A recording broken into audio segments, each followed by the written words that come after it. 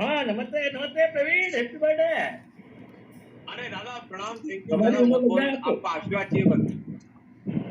हाँ पूरा आशीर्वाद है, मजा आ गया। अरे बस दादा, आज आज जो भी आपके आशीर्वाद से ही दादा, जो भी हो मैं। अरे बाप रे बाप, ये सब इसका अरे बहुत ठीक है बड़ा दादा, हाँ हाँ बिल्कुल। शायद हाँ हाँ अभी दीपक सर टाइम हो गया थोड़े। मीटिंग का। हाँ हाँ टाइम टाइम तो हो चालू, गया। तो घर पे हाँ स्वास्थ्य हाँ लाभ ले रहा है। हम हाँ ईश्वर से कामना करते हैं कि आप शीघ्र स्वस्थ हो जी। बिल्कुल, शीघ्र स्वस्थ लाभ की कामना धन्यवाद करते सर। तो कोई बात सुन रहा है, किसी ज्ञानी ने या किसी विद्वान ने अपने को बताई, लेकिन अपना जो दिमाग है उसको स्वीकार नहीं कर रहा है, तो ऐसे में अपन क्या करें? जैसे उदाहरण के तौर पे अभी पूरे देश में वैक्सीनेशन का काम चल रहा है, तो दादा मेरा भाई वो अपन कोई वो नहीं कर रहे, लेकिन वैक्सीन लगाना चाहिए कि नहीं लगाना चाहिए, एक प्रश्न मेरे मन में भी उठ रहा है। और क्या वैक्सीनेशन उचित है या अनुचित है? अभी मंत्री जी भी आएंगे मीटिंग में, अपन फिर भी इसको रखेंगे। तो ऐसे बहुत सारे विषय है, मन में ये होता है कि क्या वैक्सीन लगाने से कोरोना नहीं होता, तो फिर जिनको 2-2 डोज लग गए उनको कोरोना कैसे हो रहा है? अपने को वैक्सीन लगाना कि नहीं लगाना? मैं ऑलरेडी दादा और सबको पता है ओपन हार्ट का पेशेंट हूँ, तो मुझे तो एलिजिबल हूँ 45 साल के पहले भी मैं वैक्सीनेशन के लिए। पर जितने भी मेरे परिचित डॉक्टर है, मतलब ब्राह्मण के स्टाइल में है, तिलक विलक लगा लेते तो मजा आ जाता दीपक।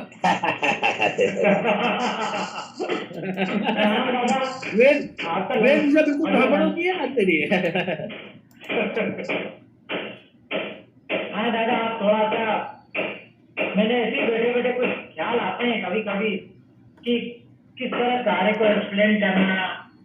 जैसे अपन विचार एक ऐसी चीज होती है, जो व्यक्ति कहीं भी खाली दिमाग में रहता तो आता रहता है, चाहे मैं तो समझता हूँ उससे कड़वा सच बोलूं, हंसी मजाक वाला आपको लगेगा कि कई बार हमारे को आइडिया जो है वो कमोड में ध्यान में आते हैं। जब लोग को क्या होता है कि बिल्कुल फ्री माइंड में रहते हैं तो कुछ अच्छी चीजें आती है, मेरी बात सही होता है।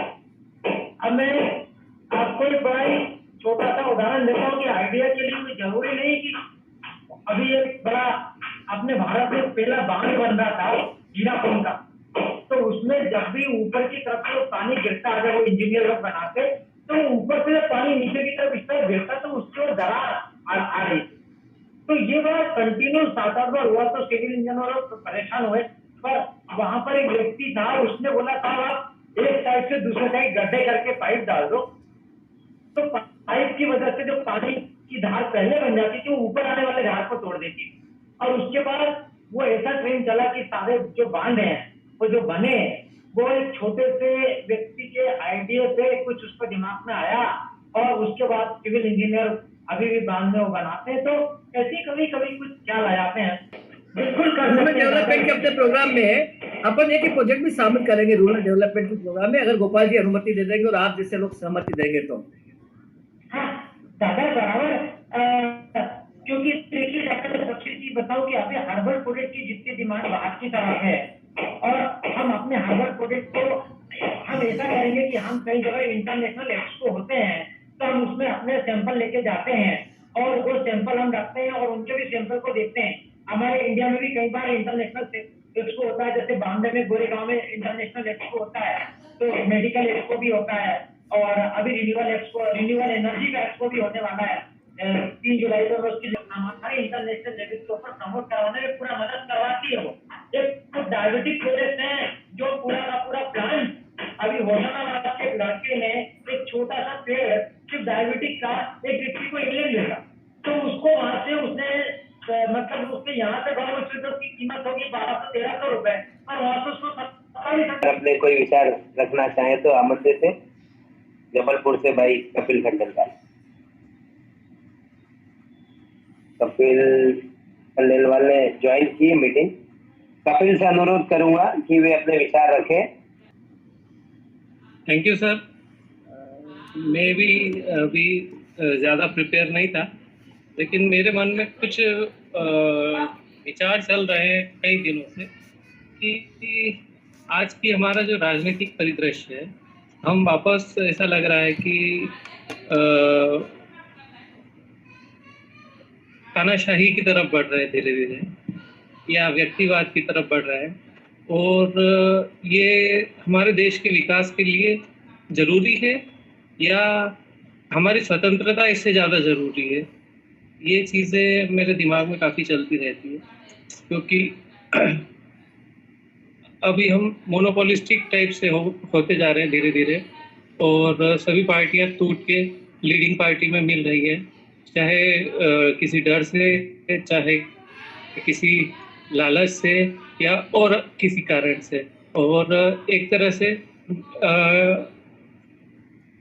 डिक्टेटरशिप नजर आती है व्यवहार में रूलिंग पार्टी है, लेकिन उसने इसके कारण बहुत ज़्यादा तरक्की की है, लेकिन वहाँ के नागरिकों के नागरिक अधिकार उससे हनन होते हैं। तो ज़्यादा जरूरी क्या है, विकास या स्वतंत्रता?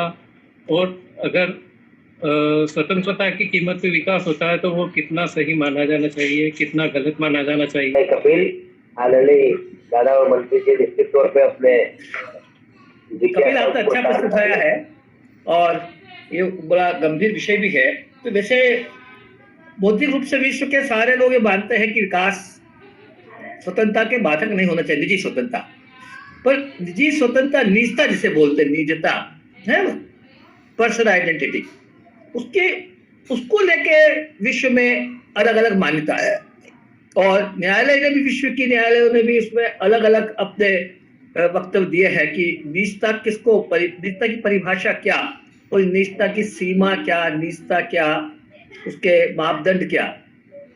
अब अभी वर्तमान में हम जिस दौर से गुजर रहे हैं वहां पर हम कहते हैं कि भाई निजता हमारी बाधित हो रही है, पर जहां सत्तारूढ़ पार्टी रहती है वो इस चीज को स्वीकार नहीं करती। वो कहती है कि आपको सभी प्रकार की आ जाती है, संविधान में आ जाती है। तो अभी लड़ाई ये होती है कि जब कुछ बात होती है तो हमें संवैधानिक व्याख्या का उल्लेख दिया जाता है और कहते हैं कि अगर आपकी निजता बाधित होती है तो कानून है, आप उसके हिसाब से उसका उपयोग करके लड़ें। लेकिन आदमी इतना लड़ नहीं पाता। तो निजता को लेके अभी जो बहस चल रही है वो जैसे आधार कार्ड पे भी शुरू हुई, फिर ये जो आईटी के अंदर अपने जो लोग अपने डिटेल ले रहे हैं उनके अंदर भी ये निजता का मुद्दा आया। फेसबुक है, यूट्यूब वालों ने जैसे लीकेज किए तो उस पर भी निजता का मुद्दा आया। पर ये बड़ा गंभीर मुद्दा है। पर अभी वर्तमान जो परिदृश्य माहौल भी है निजता को लेके, स्वतंत्रता को लेके, ऐसा नहीं, आदमी स्वतंत्रता के कई उदाहरण है जहाँ पर लोग व्यक्तिगत स्वतंत्रता का उपयोग करके सत्ता के खिलाफ संघर्ष के लिए लड़े हैं। और किसान आंदोलन में भी आपने देखा है कि वर्तमान जो दौर है वो। फिर दूसरा आपने कहा कि विकास किस कीमत पे, तो ये तो बहुत लंबी परिभाषा है वो कि विकास किस कीमत पे हो। तो ये कभी और रखेंगे इस विषय पे कि विकास की कीमत क्या हो। दिलीप पालनी सर से अनुरोध करूंगा कि वो आज की भोपाल में अपने मुक्त चिंतन से अपने विचारों को अवगत कराए। आदरणीय दिलीप पालनी सर। सभी को नमस्ते। मैं सोच ही रहा था, अभी कोरोना का माहौल चल रहा है, फिर धर्मेंद्र जी ने वो टॉपिक छेड़ दिया था, उसी पे मैं बोलना चाहता था। दो चीज़ें हैं। एक तो अभी जो कोरोना का माहौल वापस दोबारा से कोरोना सर उठाने लग गया है, लगता है कि दोबारा कहीं लॉकडाउन या पुरानी स्थिति में हम नहीं पहुंच जाएं। उसके लिए सभी को ध्यान देना होगा और मास्क का ज़्यादा से ज़्यादा उपयोग करें, सैनिटाइज़र का यूज़ करें, सोशल डिस्टेंसिंग जो लगभग सभी लोग पब्लिक में भूल ही चुके हैं, फिर से ध्यान रखना होगा। वो हमारे लिए ही ज़रूरी नहीं है, हमसे मिलने वाले अपने परिवार वालों के लिए, समाज वालों के लिए, सभी के लिए बहुत ज़रूरी है। मैंने तो कभी बंद नहीं किया, घर में रहता हूँ तो मास्क लगाते हैं, लेकिन बाहर जाते नहीं लगाते हैं घर पे, लेकिन बाहर जाते हैं तो मास्क लगाकर ही जाना चाहिए। चाहे कोई नहीं लगा रहा, मल्हारगढ़ में मुझे मार्केट में कहीं दिखता नहीं है, और मंदसौर भी जाते हैं ब्रांच वगैरह में तो बहुत कम लोग यूज़ करते हैं, उनको कहना पड़ता है लगाइए वगैरह। लेकिन अभी स्थिति बढ़ रही है तो दोबारा वापस सेंसिटाइज करना पड़ेगा लोगों को। पुलिस वाले भी कोशिश कर रहे हैं, लेकिन एक चीज़ हमको समझना पड़ेगी कि पुलिस और जो डॉक्टर लोग हैं ये इन लोगों ने काफ़ी अपनी जानें दी हैं हमारी जान बचाने के लिए, जनता की जान बचाने के लिए। उनकी कोशिश को हमें समर्थन करना चाहिए, जबकि हो उल्टा रहा है कि कई स्थान पे पुलिस पे हमला करना, उनसे झगड़ा करना और डॉक्टरों से भी झगड़ा करना, ये हो रहा है, जो कि बिल्कुल ठीक नहीं। इस चीज़ को हमें समझना पड़ेगा कि वो लोग क्यों अपनी जान देंगे जनता के लिए, पब्लिक के लिए या हमारे लिए, वो कब तक मरेंगे। इसलिए थोड़ी ढील उनकी तरफ से है, डॉक्टर और पुलिस वालों की तरफ से, जो कि जायज़ है, क्योंकि उनका अनुभव खुद बताता है कि उनकी प्रयास, उनके जो कोशिशें हो रही है उसमें पूरी सफलता पब्लिक की तरफ से नहीं मिल रही है। एक चीज़ तो ये है कि हमें सबको ध्यान रखना चाहिए, कोशिश करना चाहिए ज़्यादा से ज़्यादा कि हमारे घर परिवार और आसपास के लोग ज़्यादा से ज़्यादा मास्क वगैरह का यूज़ करें, और जब तक ज़रूरी नहीं हो दूरी बना के रखें लोगों से। अनजान व्यक्ति से तो बिल्कुल बचना ज़रूरी है।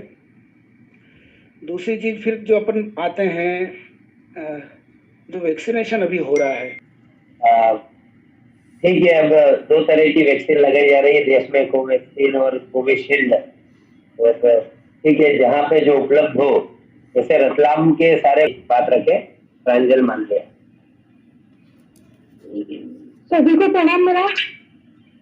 और रही सबसे पहले अपन कोविड पे ही बात करते हैं कि कोविड में से दादा एक बात ही मानती हूँ कि जो बहुत ज्यादा हो रही है ना अभी, नेगेटिव केस जो ज्यादा हो रहे हैं, मरने के केस वाली बात है, तो मुझे लगता है दादा कि पहले इसके बारे में लोगों को जानकारी नहीं थी। जब फर्स्ट फेज आया था तब लोग इसको एंजॉय कर रहे थे, मतलब आराम से घर में रह रहे थे, आराम से सब खाना पीना, सब कोई नेगेटिव दिमाग में नहीं थी, तो लोगों का डर भी नहीं था। जैसे पहला फेज खुला, इसके बारे में जानकारी लोगों को मालूम पड़ा तो लोगों के दिमाग में डर बैठा। और ऐसा माना जाता है, अभी एक रिसर्च में पाया गया कि जो लोग जितना ज्यादा डर रहे हैं वो डरने की वजह से मौत हो रही है, उसके लक्षण, रिकवरी, वो सब बात की बात है, पर वो क्योंकि ये भय डायरेक्ट मौत से जुड़ा हुआ।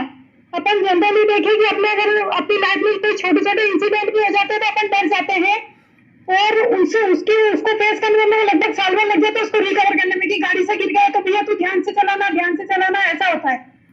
और इसमें इसका डायरेक्ट कनेक्शन मौत से है, इसलिए लोगों को ज्यादा भय है कि क्योंकि उसके बाद कोई ऑप्शन नहीं है लोगों के पास। तो एक बात तो ये कहना चाहती हूँ, एक और बात मैं राजनीति के ऊपर करना चाहती हूँ कि अपने दादा के नेतृत्व में मैं चाहती हूँ जिस तरह के युवा क्लास में बच्चों ने फ्यूचर अपने बैंकिंग में बनाए हैं, रेलवे में बनाए हैं, मैं चाहती हूँ कि दादा गर्ल्स को, बॉयज को राजनीति में आने के लिए भी प्रेरित करें। उनका परफॉर्मेंस अपन देख रहे हैं, साल 2 साल के अंदर ही उनकी खुद की पार्टी, खुद के बेस पे उन्होंने कितनी अच्छी तरक्की की है, कितना अच्छा काम किया है, और उनके काम को कितना अप्रिशिएट मिल रहा है, वो भी इंटरनेशनल लेवल पे। तो बस यही 2 टॉपिक पे अपने विचार व्यक्त करते हुए मैं यही विराम लगाती हूँ, और मैं सोचती हूँ कि दादा को इस पर विचार करना चाहिए, लोगों बच्चों को प्रेरित करना चाहिए कि दूसरी नौकरी के साथ साथ इसके बारे में भी थोड़ा सोचे और बात करें। लोग कहते हैं कि राजनीति में अच्छे लोग नहीं आते, पर क्या जो अच्छे लोग राजनीति में आते हैं हम उनको सपोर्ट करते हैं या उनकी टांग खींचाई करते हैं? बीच में उज्जैन से आदरणीय जोशी सर से अनुरोध करूंगा कि अपने विचार रखें।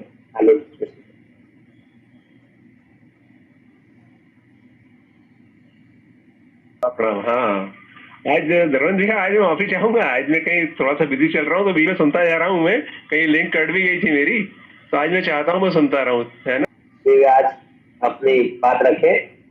आदरणीय कमलेश जी को बहुत सर अभी 4 दिन पहले दादा भी बने हैं, तो पौत्र प्राप्ति की आपको बहुत बहुत शुभकामनाएं, बधाई हो सर। सर धन्यवाद सर।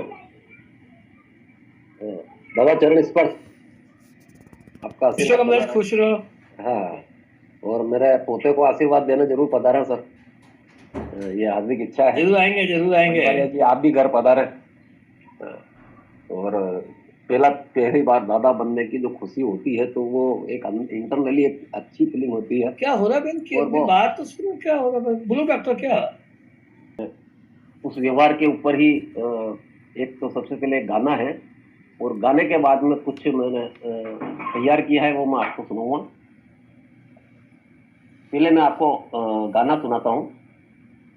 देख तेरे संसार की हालत क्या हो गई भगवान, कितना बदल गया इंसान। सूरज न बदला, चांद न बदला, ना बदला रे आसमान, कितना बदल गया इंसान।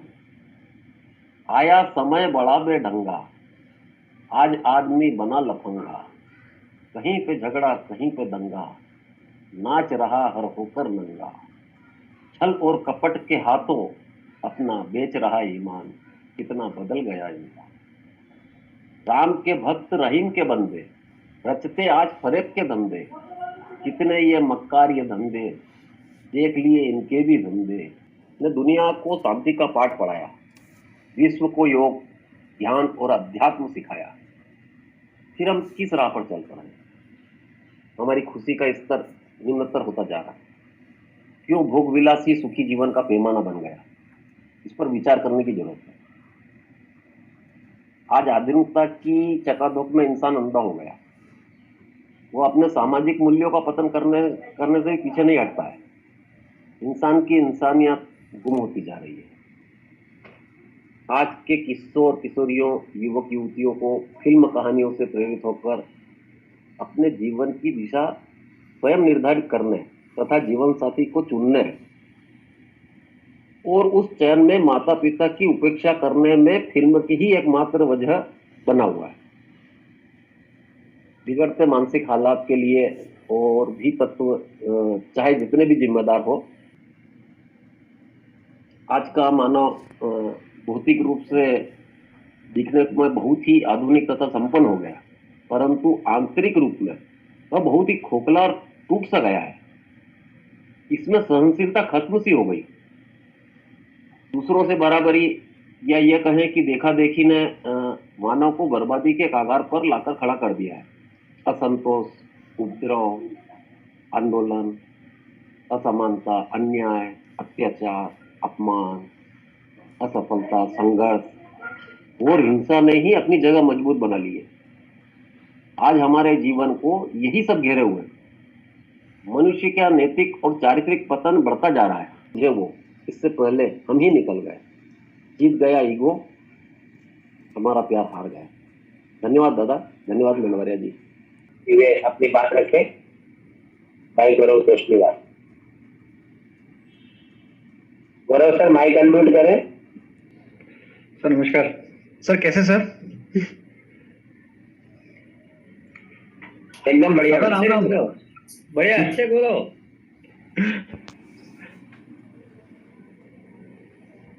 ना तो नेटवर्क का दिक्कत आ रहा है यहाँ पे। नेटवर्क प्रॉब्लम आ रही है। हाँ दादा, थोड़ा सा अनुरोध करूंगा या जो भी हो तो अपनी बात रखें। लीला घाटिया।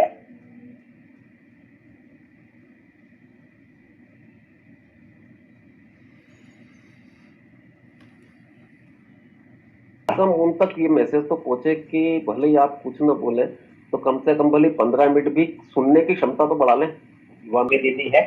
दीदी अगर आप मेरी आवाज सुन रहे हैं तो माइक अनम्यूट कीजिए और अपनी बात रखें, फिर हम इस मीटिंग को आगे ले जाएंगे।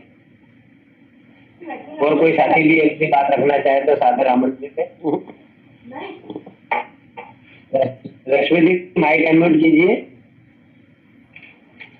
हेलो। हाँ दीदी बोलिए। हाँ दादा प्रणाम और सबको मेरा नमस्कार।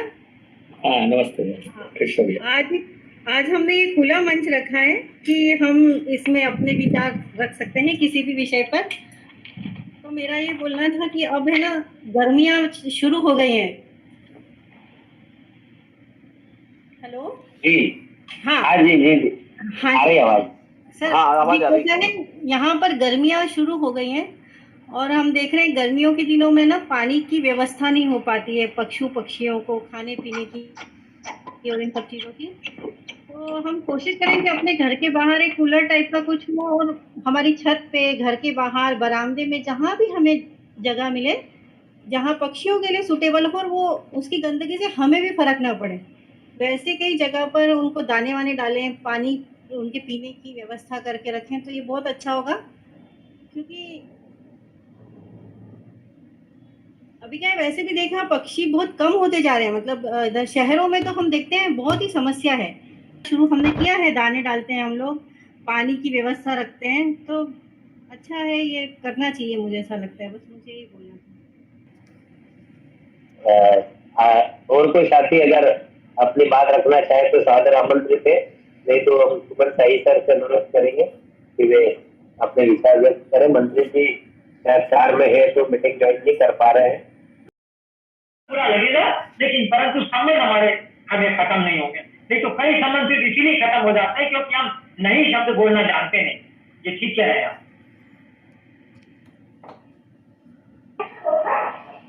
इसमें ये भी है सर कि जैसे बाय द वे हम किसी को ना बोलते हैं ना, तो मेरा ना बोलना सामने वाले को खलता है, तो वो उस डर से कि यार फालतू में संबंध बिगड़ जाएंगे, बात बिगड़ जाएगी और सामने वाला उस बात को अन्यथा ले लेगा, तो ठीक है हम नहीं कर पाएंगे, लेकिन फिर भी हम हाँ बोल देते हैं कि ठीक है यार, तो अब मैं ना बोलूंगा तो सामने वाला को लगेगा देखो ये काम को टाल रहा है या मेरी अवज्ञा कर रहा है, जो कहीं वाजिब नहीं होता। लेकिन कई बार सामने वाले की मन की भाव को भी अपर वाले जो लोग हैं वो ना सुनना पसंद नहीं करते हैं, तो वहां जाकर कहीं तकलीफ हो जाती है। अब इस डर के कारण अपन अपनी मन की बात नहीं बोल पाते हैं, क्योंकि वो अदरवाइज उसको ले लेते हैं और उसका प्रकोप कहीं ना कहीं झेलना पड़ता है, और वो अपने को एक नेगेटिव वाले उसमें भी है, तो इसको तो हर काम में ना कहने की आदत है या ये काम से बचना चाह रहा है, ये वाली प्रवृत्ति उनमें डेवलप हो जाती है। इसलिए बहुत ही हिम्मत की जरूरत पड़ती है कि ना कैसे करें, और अगर उनको स्पष्ट बोल देंगे तो सामने वाला अपने साथ में कहीं ना कहीं उल्टा करने का प्रयास करेगा कि यह आदमी इस नेचर का है। तो हाँ तो बोलना ही है, लेकिन उसको कहीं पॉजिटिव वे में बोला जाए कि ये इस वजह से ये मैं ना बोल रहा हूँ, इसमें ये दिक्कत है इसलिए ना बोल रहा हूँ। कई बार ऊपर वाले अपने को जैसे बैंक में टारगेट दे दिए जाते हैं कि आपको ये काम करना है, वो भी जानते हैं कि ये काम बस का नहीं है, ये नहीं कर पाएगा, लेकिन फिर भी उसके ऊपर थोप देते हैं और फिर उससे इस प्रकार के आर्गू करते हैं कि आपने क्यों नहीं किया, देखिए मंडवारिया जी ने तो किया, आपने क्यों नहीं किया, मंडवारिया जी कर रहे हैं। अरे मंडवारिया जी कर रहे हैं लेकिन उसकी क्षमता भी तो नहीं है लेकिन ना जो है वो कई बार बहुत चुपता है लोगों को। अभी आपने मुझे बोला कि चलो अपन वहां चलते हैं और मैंने ना बोला कि यार टाल गया हुआ, तो वो मेरा ख्याल ना बोलना तो मेरी परिस्थिति, बस मैंने ना बोला, लेकिन सामने वाले को लगा कि मेरा इस काम से ये मेरे को टाल रहा है, उसके मन में एक नेगेटिव भाव आपके प्रति आ जाते हैं। सर धन्यवाद, इतना ही कहना चाह रहा था। मेरे हिसाब से अभी तक निकुल भैया ने और कमलेश जी ने कारण ही बताए, निदान आदरणीय दादा ही हमको सुझाएंगे कि कैसे हम अपने आप को इम्प्रूव करेंगे, जो काम हम उस समय नहीं कर सकते या जो हमारे बस में नहीं, उसके लिए ना कहने की क्षमता को कैसे डेवलप करें। जैसे मान लो मुझे सुमन सर ने कोई काम कहा है और यदि मैं उसको करने में समर्थ नहीं हूँ, तो मैं ऐसा मनोभाव और अपने मनोदशा को क्यों नहीं प्रस्तुत कर पाता हूँ कि मैं सुमन सर को उसी क्षण मना कर दूं, मैं काम नहीं कर पाऊंगा। अब मैं अंतिम वक्ता के रूप में आदरणीय दादा से अनुरोध करूंगा कि वे आज की मीटिंग को समापन की ओर ले जाए और अपने आशीर्वचन से हम सबको अभिभूत करें। आदरणीय दादा, और यदि साथी कोई बोलना चाहे तो वो भी आमंत्रित है, लेकिन अभी लोकेश भैया ने बोला मैं नहीं बोलना चाहता हूँ, तो हम आदरणीय दादा से ज्ञान लेने के लिए तैयार है। आदरणीय दादा अपनी बात रखें। आज इस खुले मंच में अच्छी चर्चाएं हुई और कई गंभीर प्रश्न भी आए, क्योंकि प्रश्नों के उत्तर तो देने का काम गोपाल जी के जिम्मे रखा था, लेकिन वो शायद आ नहीं पाए। उन्होंने कहा था कि 15 मिनट बाद आएंगे, तो भी ठीक है, मैं अपनी बात यहाँ से शुरू करता हूँ मैं, और अगर इसी बीच गोपाल जी आ गए तो उनकी बात सुनेंगे। जो भी देखिए, ये समय थोड़ा सा हमारे जीवन का एक बड़ा रोचक समय, रोचक इसलिए बोल सकते हैं कि जीवन के इस मोड़ पर आज तक ये समय आया नहीं, और शायद जाने के बाद में ऐसा समय फिर आएगा नहीं। इसे बुरा तो नहीं कह सकते, क्योंकि हर परिवर्तन किसी अच्छे की ओर संकेत देता है, और इस समय ने हमारी दुनिया बहुत छोटी कर दी। तो हमारा जो बाहरी दुनिया है, परिवार को छोड़कर तो उसको छोटा कर दिया, और हमें परिवार में ज़्यादा और अपने आप ज़्यादा सिमट जाने के लिए विवश कर दिया, मजबूर कर दिया। वैसे भारतीय संस्कृति में तो अनादिकाल से कहा है कि आप ज़्यादा से ज़्यादा अंदर जाए, अपने अंदर जाए, लेकिन हम जाते नहीं है। लेकिन इस समय का उपयोग हम अपने अंदर जाने में ज्यादा करें, ये मेरा आप सभी से अपेक्षा है। माननीय प्रधानमंत्री जी ने कहा कि आपदा में अवसर ढूंढे, और ये अनादिकाल का चलन है कि आपदाओं में अवसर ढूंढा जाए, मुसीबतों में अवसर ढूंढा जाए। और वैसे संस्कृति में तो किसी को आपदा माना ही नहीं गया है, भारतीय संस्कृति में मुसीबत भी नहीं माना गया है। जो भी समय है ये मानते हैं कि वह अच्छे संकेत लेके आया है, तो हम अपने अंदर की ओर देखकर अपने गुणों को विकसित करने की बात करें। और जितने भी प्रश्न भाई धर्मेंद्र ने उठाए, कि भाई कमलेश ने, भाई दीपक भार्गव ने, भाई सुमन सर ने, और प्रांजल ने, रश्मि ने, ये सारे प्रश्न अपने अंदर से जुड़े हुए हैं। हम जब जब अंदर जाएंगे तो प्रश्नों के उत्तर स्वतः मिल जाते कई बार, और कई बार ऐसा भी होता है कि प्रश्नों के उत्तर दिए बिना भी प्रश्न हल हो जाते हैं। तो ये स्थिति लाने को हम प्रयास करें तो मैं सोचता हूँ कि बड़ा होगा, अच्छा एक ये हमारे लिए एक अच्छा सुकून का अवसर होगा। और ये हम इस समय को अच्छी तरीके से एंजॉय भी कर पाएंगे।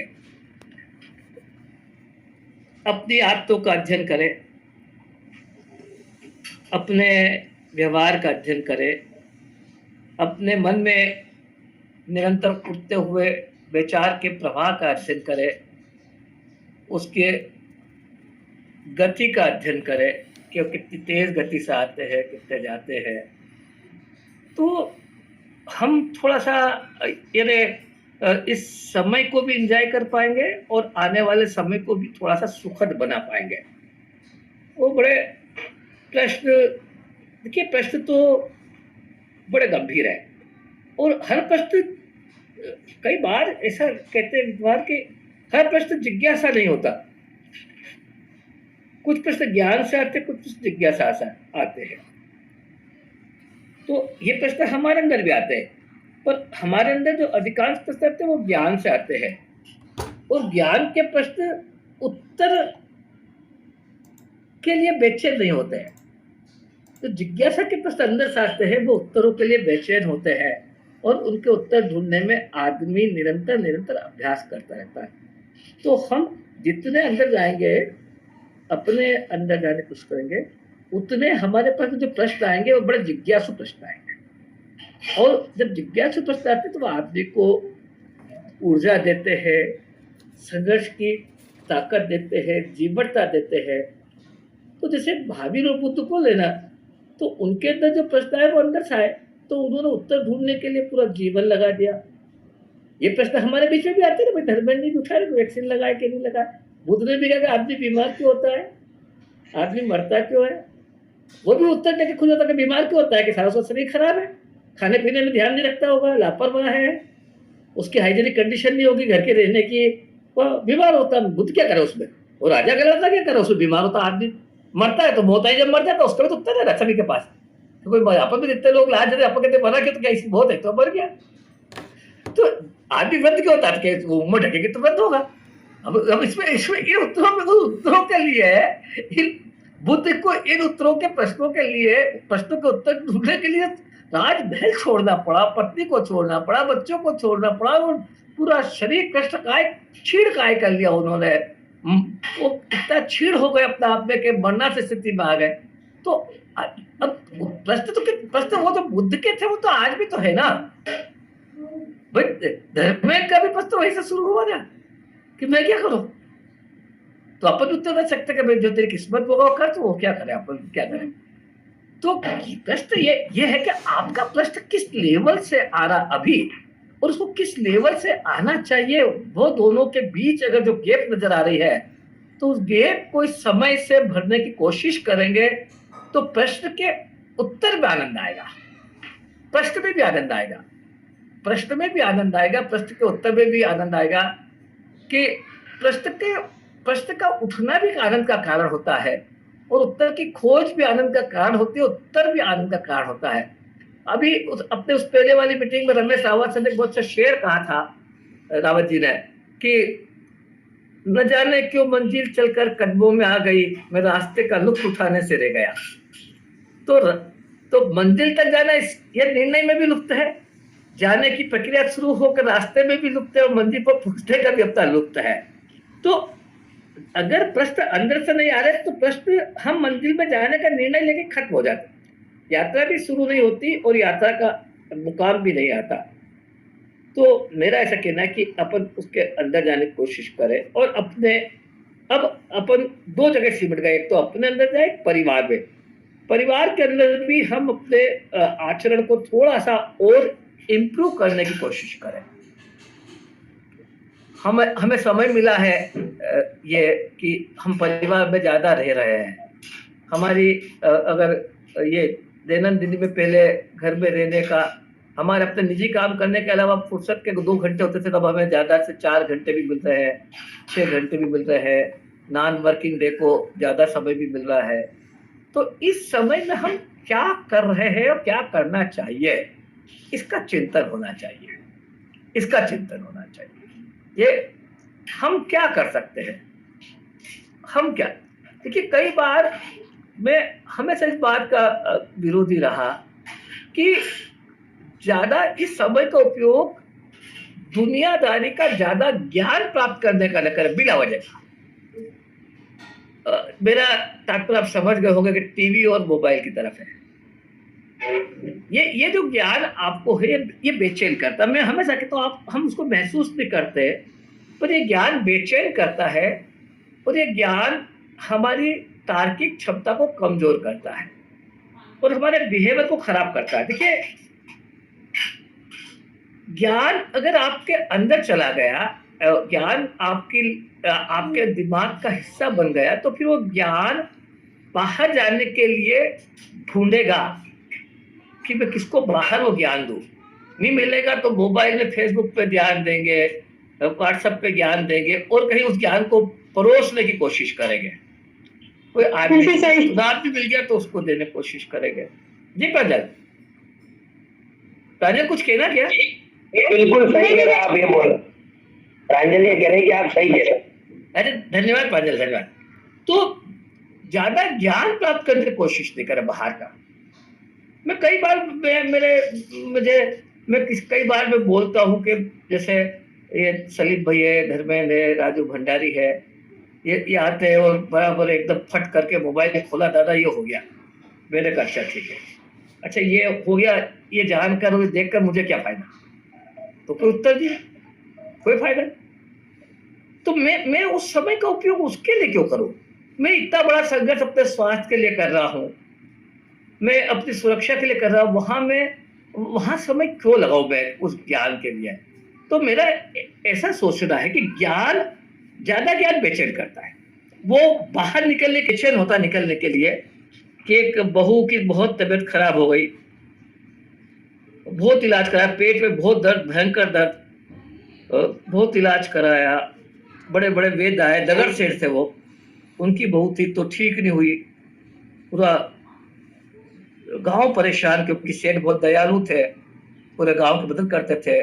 बहू की तबीयत खराब, सेठ परेशान तो पूरा गांव परेशान। बहुत दूर दूर तक खबर गई तो एक बुढ़िया आई बहुत वृद्ध, उसने कहा कि सेठ बा क्या बात है? तो सेठ ने कहा कि अम्मा बहू की तबीयत बहुत दिन से खराब, पेट में भयंकर दर्द है, वो ठीक ही नहीं हो रहा। तो ठीक है, मैं आप आज्ञा दे तो मैं कुछ प्रयास करूँ। वो गई, बहू को देखा और कमरा भरा हुआ था तबीयत पूछने वालों से। उसने बहू को देखा, करा, और फिर सबसे कहा कि सेठ बा आप सबसे दूर तक आप सब बाहर चले जाए। तो सब चले गए कि भाई ठीक इलाज कर रही है, तो बाहर चले गए। वो बाहर चले गए और 5 मिनट बाद देखा तो बहू हंसती हुई बाहर निकली। वहां सब दूर जय जयकार हो गया, बुढ़िया का उसका दर्द हमेशा के लिए खत्म हो गया, बिल्कुल खत्म शून्य हो गया। और सबने पूछा बहू से, बुढ़िया से, फिर सेठ ने, एक तरफ के पूरे बड़े बड़े दूर दूर के वैद्य हार गए, आपने ऐसा क्या किया? कुछ नहीं, मैंने उसे कहा कि बेटा तेरे को सांस के बारे में जो कहना मेरे कान में कह दे। उसने सांस के बारे में प्रतीकात्मक कहानी है। ये प्रतीकात्मक कार्य, इसको थोड़ा हास्य का रूप दिया गया है। पर इस कहानी से ये शिक्षा मिलती है कि जो ज्ञान है वो बेचैन करता है निकलने के लिए, इसलिए मैं समय कहाँ लगाऊं। मेरी दिनचर्या पूरी कर ली, 2 घंटे की, 3 घंटे की, 8 घंटे सोने के, 11 घंटे, बाकी अगर मान लो छुट्टी है तो मेरे को 10 घंटे कहाँ लगाना। तो ये बड़ा गंभीर प्रश्न है और मेरा आप सभी से है कि भाई देखिए इस पे आप सभी को थोड़ा सा, अगर 1 महीना भी अगर अपनों ने इस लाइन पे काम कर लिया कि हम बिहेवियर साइंस पे अपने और अपने बायोलॉजिकल क्लॉक पे, 2 चीजें अपने, बिहेवियर साइंस और बायोलॉजिकल क्लॉक, इन दोनों पे अपनों ने काम कर लिया, थोड़ा सा चिंतन कर लिया, तो हम आने वाले समय को बहुत सुखद बना सकते हैं, बहुत सुखद बना सकते हैं। तो प्रश्न ये कि अपना समय कहाँ लगाए, ये एक गंभीर प्रश्न है। और देखिए ये जो विपश्यना ध्यान प्रणाली है और ये शिवाचार्य मुनि है पंजाब के जैन संत है, उनकी भी ध्यान प्रणाली में ये है। और उसके बाद में महाप्रज्ञ की जो ध्यान प्रणाली है आचार्य तुलसी की, उसमें भी एक बात बहुत कॉमन है सारी ध्यान प्रणालियों में कि हम कुछ देर के लिए अपने अंदर आने वाले विचारों का अध्ययन करें। अन्य दिन तो समय नहीं है, पर अभी तो आप कर सकते हैं। आप 10 मिनट बैठे, कहीं पे अकेले बैठे, सब बंद कर दे, अंदर आने वाले विचारों को सिर्फ देखें। विपश्यना कहता है विचारों को सिर्फ देखें, उनको रोकने की कोशिश न करें, उनको अच्छे बुरे गुण के हिसाब से। ये द्वंद्व क्यों है? कमलेश ने भी उठाया, धर्मेंद्र ने भी उठाया कि भाई ना नहीं कह सकते, क्यों नहीं कह सकते, भाई ये द्वंद्व क्यों है? भाई 2 बातें होती है कि ज्ञान की कमी से है, या आत्मविश्वास की कमी से है, या सच बोलने की हिम्मत नहीं है, या जो चीज है उसको एक्सप्लेन करने का तरीका नहीं है। अभी 4 कारण है। आप ये तो एनालिसिस करें कि 4 कारण में से क्या है। अभी मुझे एक बात बहुत अच्छी समझ आई इस कोरोना काल में। मैंने डॉक्टर ने कहा कि डॉक्टर साहब मैं टेस्ट कराऊं, तो डॉक्टर साहब ने कहा कि आप टेस्ट कराने का विचार क्यों आया मन में, क्या सिम्टम्स नजर आ रहे हैं आपकी बॉडी में? तो उन्होंने 5 से सिम्टम निकल नहीं आ रहे, तो फिर ये विचार क्यों आया? मैंने कहा ठीक है साहब, नहीं कराता हूं। तो प्रश्न ये गंभीर है। तो आपके मन में, अगर कमलेश के मन में और धर्मेंद्र के मन में प्रश्न आया है, तो पहले ये तो देखें कि वो जो चाहते वो कह नहीं पा रहे हैं, वो किसके कारण है, उसका कारण क्या है? ज्ञान की कमी, आत्मविश्वास की कमी, सच कहने की कमी, या अपनी बात को एक्सप्लेन न कर पाने की कमी, अपनी बात को समझा नहीं पाने की कमी। तो ये इन चारों में से ढूंढने के कारण उसके बाद इलाज होगा ना। उसके बाद कैसे इलाज होगा? उसके पहले आपकी बीमारी, आपका सिर दुख रहा है तो सिर तो गैस के कारण भी दुखता है, अपवजन के कारण भी दुखता है, रात में नींद नहीं आने के कारण भी दुखता है, आंख में बीमारी हो गई, इन्फेक्शन हो गया तो उससे भी सिर दुखता है, नाक में बीमारी हो गई तो सिर्फ सिर दुखता है। और सिर दुख क्यों रहा है उसका इलाज करना पड़ेगा ना। विक्स लगा लेने से तो ठीक है, बीमारी खत्म थोड़ी होगी, सिर का दर्द खत्म हो जाएगा। तो मेरा ऐसा कहना है कि भाई धर्मेंद्र कमले जो बात कह रहे थे वो इसको एनालिसिस करें और फिर अपन उसको और भी चर्चा करेंगे कि भाई। और जनरली मेरा अपना अनुभव है कि ये जो कमी होती है हम जैसे लोगों में, जो थोड़े से सोशल भी है और थोड़े से बौद्धिक भी है और थोड़े से कोऑपरेटिव भी है, ये कमी होती है कि हम कई बार ये मानते हैं कि हम उसको समझा नहीं पाएंगे और इसलिए वो नाराज हो जाएंगे। हाँ, सुमन से प्रश्न बराबर, प्रश्न नहीं, मैं तो जिस प्रश्न से जो समस्या है उसका कह रहा है आपके लिए कमलेश की जिनका प्रश्न है वो तो बहुत सच्चा प्रश्न का उसने। तो ये है, तो हम समझा नहीं पाते, तो हमारी एक्सप्रेशन पावर कमजोर रहती कई बार और उसके कारण हम ये नहीं कर पाते। और ये सोचना गलत होता है कि हम कोशिश करेंगे ना कहने की तो सामने वाला बुरा मानेगा, ये सोचना भी गलत है। एक तो मेरा एक सबसे बड़ी शिकायत है कि आप इस गुण को थोड़ा सा भी कम करें। जनरली ये गुण सभी में है कि दूसरों की वैचारिक, दूसरों की प्रक्रिया के बारे में हम पहले से सोच लेते हैं। कि मैं उस आदमी के पास में 5 रुपए मांगने जाऊंगा तो साला ना बोल देगा, क्योंकि पहले 2 रुपए में ना बोल दे, साला 5 रुपए क्या देगा। कई बारों में चर्चा की और कई लोगों से कहा भाई तू मेरा ऐसा कहना कि वैक्सीन ये एक मैन टू मैन डिफर है, भाई कौन मैन लगाया जाए कि नहीं लगाया जाए, मैन टू मैन और अपने इनर पावर पे भी डिपेंड। अभी जैसे कहा ना कि अपार संपत्ति है प्राकृतिक दवाओं की, अगर 1.5 महीने में नियमित सावधानी रख के उनका सेवन करें भी तो वैसे तो इम्यूनिटी पावर बहुत बढ़ जाता है। मैंने कोई ऐसा नहीं इम्यूनिटी पावर, भाई वैक्सीन पे इम्यूनिटी पावर बढ़ाएगा। और कोई कह रहे कि वैक्सीन का असर, अभी मेरे को जय जी कहते हैं कि वैक्सीन का असर 6 महीने रहेगा, 6 महीने बाद वैक्सीन का असर खत्म हो जाएगा इफेक्टिव होने के बाद। तो कोई बराबर आंकड़े किसी ने पब्लिश नहीं किए, न वैक्सीन लगाने वाली कंपनियों ने किए। अब ये लोगों ने कहा कि वैक्सीन लगाने के 1.5 महीने बाद, दिलीप ने कहा